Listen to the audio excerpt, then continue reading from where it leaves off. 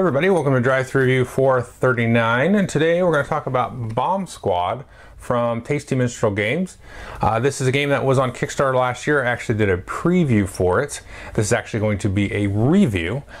This is a real-time cooperative, sort of Hanabi-esque game where you are trying to defuse multiple bombs, rescue hostages, and kind of play cards in a programming type of way like Robo Rally. So if you could be real super glib about it, you could say it's Hanabi plus Robo Rally or something like that. Kind of best of both worlds in my opinion, a little bit of a spoiler there. But now we've got the full version here, and it also comes with a free app, which I'll show you a little bit about that. But let's take a look at how the mechanics work, and then I'll tell you what I think of it.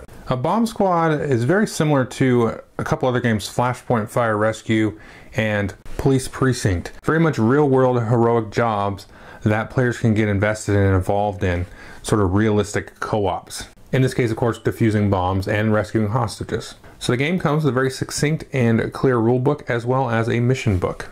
And the game comes with 12 missions, and these are going to be timed missions. So the game also comes with an app. Now you don't have to use the app. You could use an egg timer or some other app if you really wanted to. But this app is neat because it actually allows you to further customize your experience.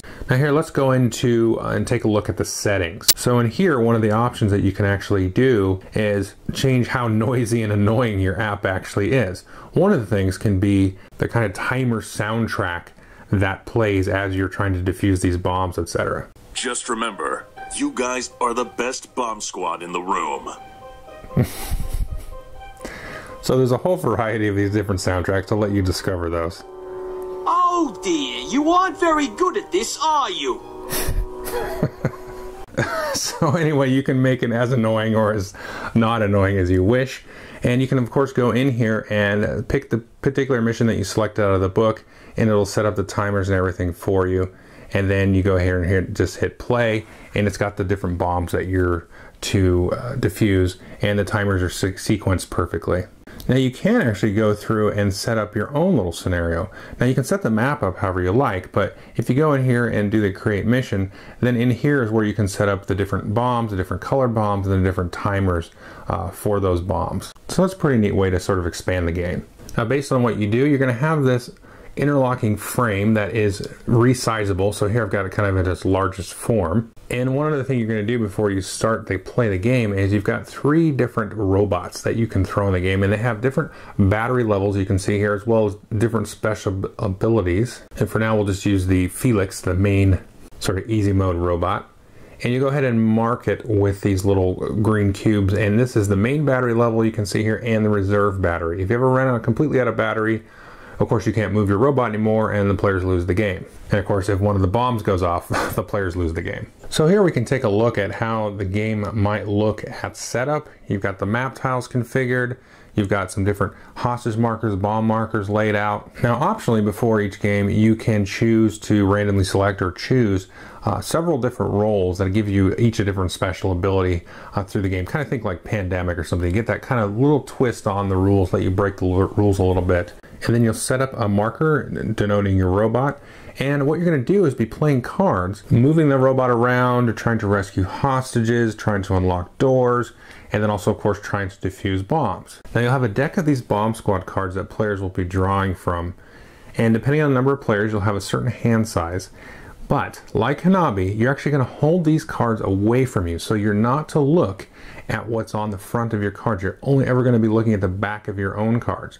Now you will be able to see the front, of course, of all the other players' cards. And if at any time in the point of the game you are to draw a card and you accidentally look at it out of habit, then you just discard it and draw another one. So the gameplay itself is super simple. You have 4 possible actions you can do on your turn. And the main thing you're going to be doing is giving intel to other players. And so there's 2 types of intel that you can give. If you've played Hanabi, you're going to be super familiar with this. Now, if you notice that the cards I showed you, there's going to be different colors and there's going to be different actions. So I could say, these 2 are yellow cards. Fair enough, my turn's done. Goes around to the next person, they maybe give me some intel, give it to the same player, and so you try to sort of deduce what each player has and what you have really. Now you can't tell anybody like, you know, this is the level 3 door unlock and all that kind of stuff. They've got to sort of piece that together as you play the game. And so that's the first thing you can do. The second thing you can do is you can play a card. And you lay it down either face up or face down along these programming slots. And so as players go along, they're going to give hints, they're going to try to deduce what they have in their own hand and hopefully play corresponding cards that do well for them. Now I'll talk about activating the sort of programming sequence here in just a minute, but there's one other thing you can do with the cards, is you can go ahead and discard a card directly to the discard pile in the hopes of recharging your robot's batteries. Now what you're going to do is you're actually going to call out the properties that you think you're sure the card is. Let's take a look at what some of those properties can be. Here you see a level 3 move card, and this is blue. So all of the level 3s are blue. And in this case, we have a move. This allows us to move 3 spaces like you would expect for a level 3 card. And here we've got a yellow card, rescue a level 2 hostage. And again, all the level 2s are going to be yellow. So you can rescue yellow hostages, open yellow doors. Those are considered level 2 doors, move 2 spaces, etc. And then we've also got a disarm level 1. All the reds are level 1. So you might call this and I'll say, okay, I'm going to discard a red card, and that's the only property you know. And so you'll discard that and then be able to increase your battery. Now you might have said a red move card. In this case, that would be wrong. If you get any part of that wrong, you don't get to increase your battery at all. But if you call both properties, if I said level 1 disarm, then I would get both right and then be able to increase my main battery by 2 because I got both right. Now, whenever your main battery runs out, you'll start to deplete your reserve battery. If your reserve battery runs out again, your robot's dead and it can't move anymore. And you can never replenish your reserve battery. So once that's gone, it's gone. And finally, the last type of card, of course, is the open door card. Here we can see a level 1 open door. Finally, the last thing we're going to do is actually activate the robot. And so as players play cards here, we're going to know a little bit about how much that's going to cost us in terms of battery power when we activate the robot. Now, one thing to notice here in each of these slots, it shows you the battery power. So of course, as we get here towards the end, the more cards you try to activate, the more battery it's going to cost. It can get very expensive. Now in these last 2 slots, you can see it says no discard. So if you play a 6th or 7th card, then you're not going to be able to discard any of the cards that you choose to activate. If you play 5 or less cards, then you can discard one of the cards that have been played. Well, why would you want to discard any cards? Well, let's say we had a situation like this. You can see we've got 3 red move cards. So these allow us to move the robot 1 space. And then we've got a disarm yellow and a disarm blue. And this is the situation on the board. We've got a robot here. We're about to move in and hopefully disarm this yellow robot. Now we've gone ahead and activated the cards. So you can rearrange the cards however you want. The order doesn't necessarily matter. So we've got 3 moves and 2 disarms. Well, right away you can see the problem. Now what we want to do is move twice and then play the yellow disarm card and then remove the yellow bomb. And again, you have to use all the cards that you activated. So how would this play out? So you can see we got to the 5th slot, so we're actually going to spend 8 energy from our battery, which is quite a bit. And we're going to use at least 2 of our move cards, of course, to move twice. And then we want to use, of course, our yellow disarm. Now our blue disarm is worthless. Maybe somebody played this thinking it was a yellow disarm or something like that. So they played it not intending to be used. And then of course we have an extra move card. Maybe we thought we needed more moves than we really did at some point. But the extra move is a problem and the blue disarm is a problem. So we can discard one of them.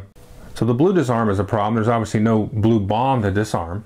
So let's say we discard that. Now we've got this extra move. Well, we can't move onto an existing token or through a wall or a locked door. Now in this case, we could disarm the bomb and then move 1 step forward. But let's say we didn't really want to do that because we want to go back out the other direction or for whatever reason. Then we'd have to actually spend an extra 2 energy because we performed an action that was not possible. But this is kind of an example of sort of the creative play you can get into. Okay, so that's Bomb Squad. What do I think of it? I love this game. It's fantastic. Now, I was a huge Hanabi fan, and I got to tell you, this year I did my top 100 list, and I wanted to put this game on the list, but it wasn't out yet. Now, I had played the original prototype, and yes, I was paid to make that preview, but does not change my opinion of the game at all. I've reviewed many Tasty Mystical games badly that I don't like, but this one I love. I love this game. It's got the great element of Hanabi, the whole like cerebral sort of, you know, trying to sort of telepathically and figure out and deduce what's going on, but then you throw on top of that a theme that makes sense. It works with that idea of trying to program and the stress of, you know, this situation where there's hostages, there's bombs, you know, players are trying to negotiate and then move this robot around and, you know, go and find the hostages, unlock doors, you know, get at the bombs and all that kind of things. Oh, one thing I didn't mention, the rulebook's really simple, but to unlock a yellow door, you've got to have rescued a yellow hostage and so on. Just a little tidbit there. Anyway, but the game's very fun. It's very customizable. You can really just have any kind of scenario you can think of. You can really take and mix all the rules. The rulebook doesn't really tell you this, but like the whole playing face up versus face down thing, you only play face up for the first mission according to the mission book, and then you play face down from there on. But there's no reason you can't go and tackle a harder mission and everybody's playing face up. It does make the game easier for sure, but if you're playing with people that are like a little bit shy about the memory aspect of it, and you're just shy about the real-time aspect and the whole sort of Hanabi, you know, giving clues and intel type of thing, then you can do certain things that kind of make it easier. You can play around with the different robots. There's even a scenario or an optional rule that you can activate different robots and switch them back and forth. There's little tokens in there for like pressure plates, so you can have like, you know, you can trigger doors opening and shutting and all that kind of cool stuff. So there's a ton in this box to really have fun with. And I'd even mentioned the different roles. That's really cool. You can sort of throw those into the mix and just play with all those different tricks. Really, really cool game. Probably best, I should say, to kind of come off my praise horse a little bit, it's probably best with more than two. With two, I feel like it's a little bit easier with two because you can just kind of get into a scenario, but that also kind of dictates sort of the hand management aspect of it, so you can be kind of well, to me, I can kind of play around this because I've talked to people that said, well, it's much harder with two because you don't have as many cards going around. But for me, you get into this whole thing of like discarding cards to, you know, dig through that pile, and then you can kind of bump up the battery with that kind of thing. So I like it better with three or more just because it kind of makes it a little bit more harder, I think, with that. I should mention, I did think of mentioning this, was the hand management part is really neat because you've got the whole thing of like, okay, we're going to do all these cool actions and spend all of this energy, and then, okay, now, cool, we moved the guy and we rescued hostages and we're kind of moving towards the bomb. Now we're out of energy. So we have to spend these cards that are like, oh, wait, oh, I have to spend this card, but I know this is like a move 3. This will really get us there. I know what it is. I could spend it to actually, you know, increase the battery. So you're sort of like juggling that sort of thing. Like, okay, I'm going to save this one to spend it. What does that one do again? Oh, yeah. Okay, so you have that whole back and forth thing where it becomes like Hanabi plus hand management kind of thing. You know, this kind of dual use card idea. Really cool and really awesome. It's nice for me at least to see the final components in this case, because I saw the prototype. You know, it was a prototype, it's black and white and all that. But they did a great job. The pieces are nice and thick. And I don't remember the exact price point of this, but it's like very reasonably cost. I want to say it's right around $30 or so, depending on, you know, which online store you get it from, if you get it from a game store and stuff like that. So to me, there's just a lot sort of packed in this box in terms of replay value and innovative sort of design, and just a very fun, good time with a cool theme that you can really get into. Fantastic game, awesome. I don't know where it would end up in my top 100, sort of dovetailing there, but I really wanted to put it on there at some level, but I couldn't because it was like, well, it's not out yet, so I don't know if the game actually will. I mean, obviously it's going to come out, but it's like you don't know how it's going to look and stuff like that. And just seeing kind of the app and all that stuff, and it just adds into sort of the fun vibe of the game. Some of the different things you can do there with the, you know, the sounds and everything, and you know how they sort of have put everything together.